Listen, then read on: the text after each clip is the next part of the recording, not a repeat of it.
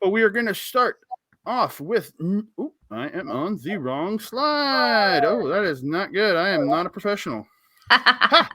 All We'll right, you get saw the to entire card, ladies and it. gentlemen. All right, so we are going to start off with September 2nd on night one. It is Reisuke Taguchi, Master Wato, and Jado. That stupid grin, it bothers me. Versus the United Empire, TJP, Francisco Kira, the current junior tag team champions, and the debuting Gideon Gray. Oh man, I'm not gonna lie. Going through this whole thing, Gideon Gray was one person who we had both discussed that we were interested in seeing what it was that they would do in the whole thing. This was kind of our first introduction to him.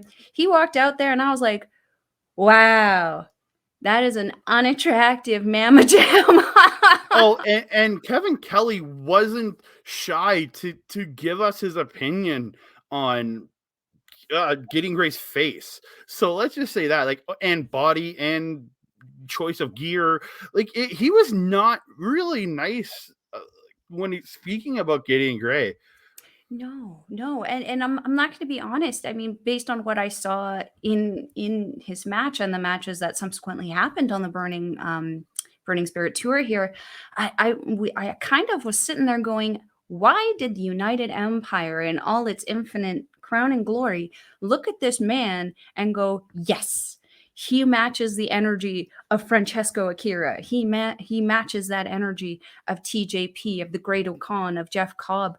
Um, I'm honestly very, very underwhelmed with the performance that Gideon Gray has put on, not just in this match, but in the entire tour. Although I will say, very functional manager in the corner of his team. When he was been at ringside as managing in the couple matches I did see him manage, I thought he was very functional. And the way that the United Empire works, and that the fact that they don't use outside interference, but their people coach them to be better by being there, I thought he was functional. But the main story is what Kevin Kelly made sure to tell us was Gideon Gray has been funding the United Empire, and that's why he essentially bought his way into the United Empire. That is why he's here, is because he's giving them money. I mean, money will really get you anywhere. And I do remember Kevin has been mentioning, Gideon Gray has all of this training that he's gotten one-on-one instead of going to training facilities. So he does have a plethora of knowledge, which would actually make him very invaluable as a manager to the United Empire. So long as he stays in that kind of capacity, I actually don't mind him being a part of the United Empire. But if I can be honest, like seeing him wrestle was kind of like, oh, wow, wow. And not to compare him to Jado or Gato, because Jado and Gato are to me phenomenal in-ring talents. Like they both are veterans. I think he's going to be to the Empire what they are to Tamatanga Tangaloa and to Jay White and the Bullet Club, as their seconds. He's going to be everybody's second. He's going to be the guy that's there on the outside. But when you need him for a tag match, he's going to get in and do undercard tags, things like that. But I think mainly he's going to be playing a Gato Jado role. He is there as a manager, but who gets in the ring every now and again and wrestles with people. I think is more or less what you're going to see from him.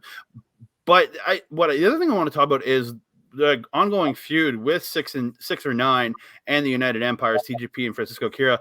I think they really built this feud through the whole tour very, very well to lead into an incredible match on the final night. I have to agree, and they've done a phenomenal job on this Burning Spirit tour of showing just how well TJP and Francesco Akira work together. They almost have that, as I've always said about LIJ here, they're almost effortless flow ability within the ring to just transition without communicating into everything that they're doing. TJP and Francesco Akira were exactly like this. And I don't want to say that Taguchi and Wato weren't in comparison based on, how much longer they have been working together.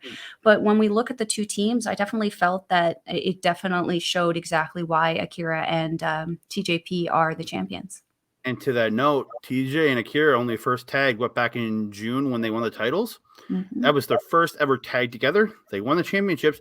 This is only the first time I think it's only the first time they defended the titles. Correct. And this is only the second time it's the final night's will be the only time the first time they defend titles. They've only had like 2 or 3 or 4 matches together on New Japan Strong and some shows over in America is where they've been working together. And this is only their, I think, second match in New Japan as a team in New Japan proper in Japan. So it says something to that team.